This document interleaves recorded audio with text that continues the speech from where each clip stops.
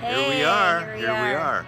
We are in Dallas, Texas today, wrapping up a conference with Operation Heal Our Patriots, which is a division ministry of Samaritan's Purse. And we've been here this weekend with 500 couples that have military backgrounds. And this is our third year being invited to the event, of which, as we say to many people, we get the opportunity to serve our country and serving these military couples. And I don't know, it just every time I come, I get a little choked up because It's like we feel like we're serving our country in a small way. Just incredible. So we're at, how do you say this hotel? I think it's Anatoli. I don't know. But it's an Asian feel, but you make it sound like it's Italian. Yeah, everything's Italian. That or it's Scottish, you know, it's either Italian or Scottish. But it's cool because look at, let me just pan around here. There's this whole Asian feel going on, and there are these like life-size elephants over here, and all kinds of different statues and artwork, and oh my gosh, this place just goes on forever. Yeah. And so people are at the airport, we're at the hotel, and people are getting ready to check out of the hotel to go to the airport and catch our flights, and we need to leave in a little bit, but yeah, wanted to report in and just share with all the couples. Our session, we did 2 sessions back to back yesterday. The title of it that we were tasked with was called "Your Marriage: What's in Your Rear View Mirror?" Your rear view mirror, and what are you looking at? And with a lot of these folks, they're dealing with trauma, and they're trying to move forward, but kind of always looking over their shoulder because of the emotional, physical, spiritual, physiological energy that it takes to always kind of be on their guard because of being triggered for various reasons. Well, they have PTSD, traumatic brain injuries, TBIs. let alone those that have lost limbs. Yeah, right? There's a lot of service dogs here, but a lot. The cool thing was that we did session 1, and it was a good outing, and then we came back for lunch, and then the keynote speaker was former Governor Mike Huckabee from Arkansas, and he was the keynote between lunch and the next session. And we were kind of blown away because he began to talk about things in the rear view mirror. And I wanted to, we kind of turned to each other and said, did he see our notes or something? Because a lot of things he was saying was what we were saying in session. Yeah. So if Governor Huckabee sees this, thank you very much. The only thing he missed was after, talking about his rear view mirror, he should have said, and go see Gil and Brenda. But yeah, it was really, really cool. But very, very big honor. Again, Franklin Graham was here, and actually even last evening, Darryl Strawberry was present for a few moments. Yeah, I don't know his whole story. Yeah. I gotta well, look it up, but he was a I know he's a baseball player, slugger. But the message to everyone last night was to keep moving forward, to not give up. Especially with these guys, and even those that watch these things, sometimes you feel like just giving up. Yeah. And the message was so inspirational of saying, no, press on. God has a purpose. God will take even your worst, horriblest experiences and wounds and turn them into His purpose if you'll just let Him. And I think that was really true. But I think the one takeaway that I had during the sessions was the second session that we did yesterday. We were presenting the issue of what's in your rearview mirror with the walls, and the walls being those things that divide us. And if you've sat through one of our sessions, you know the wall. It's one of our primary props that we use as a visual. And it's a unifier. It's a unifier, not a divider. Yeah. But one of the vets popped up with a question and said, hey, what if the wall is not only between me and my spouse, but I've built a wall around myself because I'm protecting myself? And I said, I don't got an answer for you, because in the 15 years we've been doing this, I've never heard that question before. No one's ever said that. And that so was after really good. after the session, I got a chance to chat with him, and I realized, in his situation, he's got a double wall that he's built, one around himself, and then one that he's contributed and his spouse, between the two of them. So the ability to surrender and step out of that and allow God to allow there to be as I addressed the question with a aggressive surrender, pursuing that, laying it down with whatever reason you're making those walls between you and your spouse and between you and God, was the response, and it was just a wonderful Well, it's conversation. cool because we were able to take a picture of them standing behind the wall. Yeah, I I noticed that. And like we always say, oh, I've had terrible allergies. Yeah. Put your words in your bricks in your wall. What represents a great marriage, and make it personal for you. But also, it's like to this guy, it's like the wall that you have around your heart.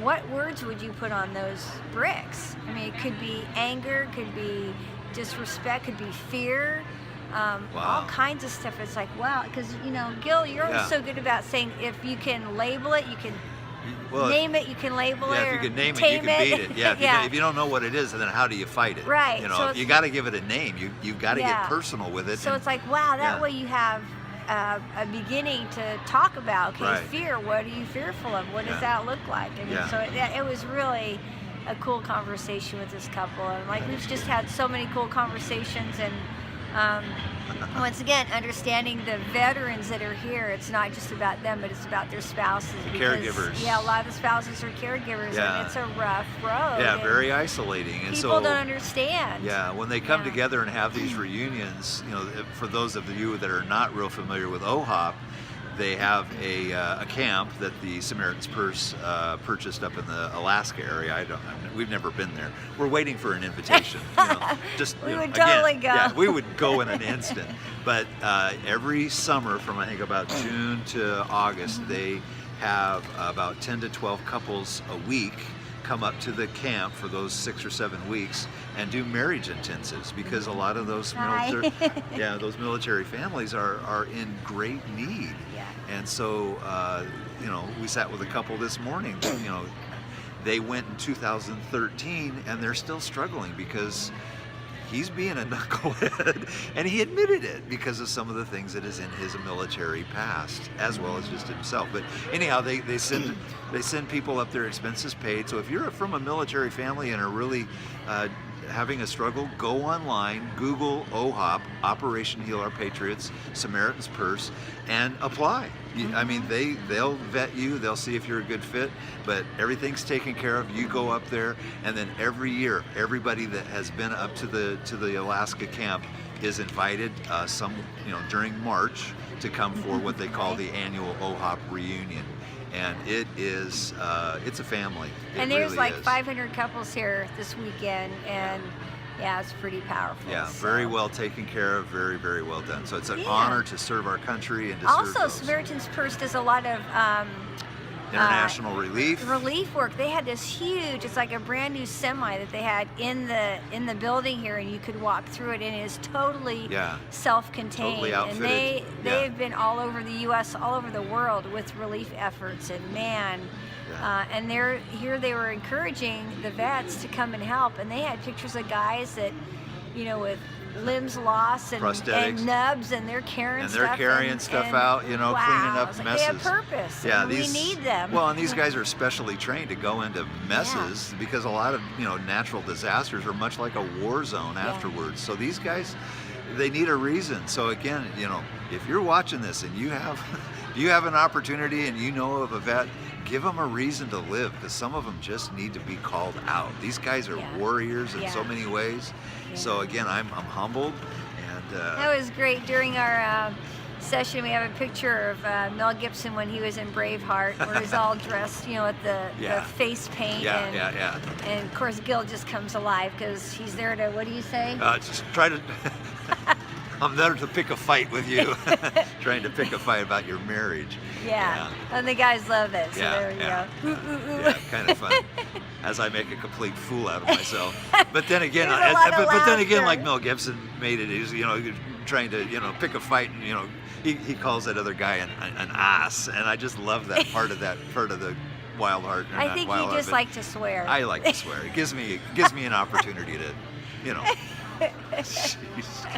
Anyway, again, we are so honored in so many ways to be here and to pass along what God is doing in our lives, and it couldn't be done without you praying and encouraging us. So thank you for Yeah, your support. and talk through, you know, in your relationships, how much are you looking in your rear view mirror? Because if Yeah. you're looking there too much, you miss the windshield in front of you. It's hard to drive forward if you're looking back. Yeah. You know, and looking back, there's a need to do that, to reflect, but to move forward, you cannot drive forward by looking in the rear view mirror of past experiences. Right. You're not gonna going crash. to you're Not not gonna going to work make too any well. forward progress there at Yeah. all. So, Yeah. anyhow, Right. think. Want to take your picture? Now we're doing a We're video. doing you want to be in the video? Oh, no. Oh yeah, yeah. Tell us who you are and where you're from. Where are you I'm from? Dawn. I'm from Statesville, North Carolina. North And Carolina. I'm Tracy. I'm from Asheville, North Carolina. Woo! Okay, And cool. what are you taking away this weekend? What did you have? What did you learn this weekend? What was good? To love your spouse even when they can't love you. Oh. Yes. That was hard. Wow. But that was good. Okay. Yeah. Good. And always be patient with them because they cannot control what they do. Be patient. And to take care of yourself, Yes. right? Yes. You're gonna take care of yourself. Self-care. Okay. Yeah. That's right. Good deal. You guys have a good day. Yeah, You guys have a okay, good one. Yeah, go All hit the right, bus, bye. guys. God bless you guys. Yeah, Oh, I just want to cry. yeah. Those Hard are the road. Those are the heroes right there. yeah. Yeah.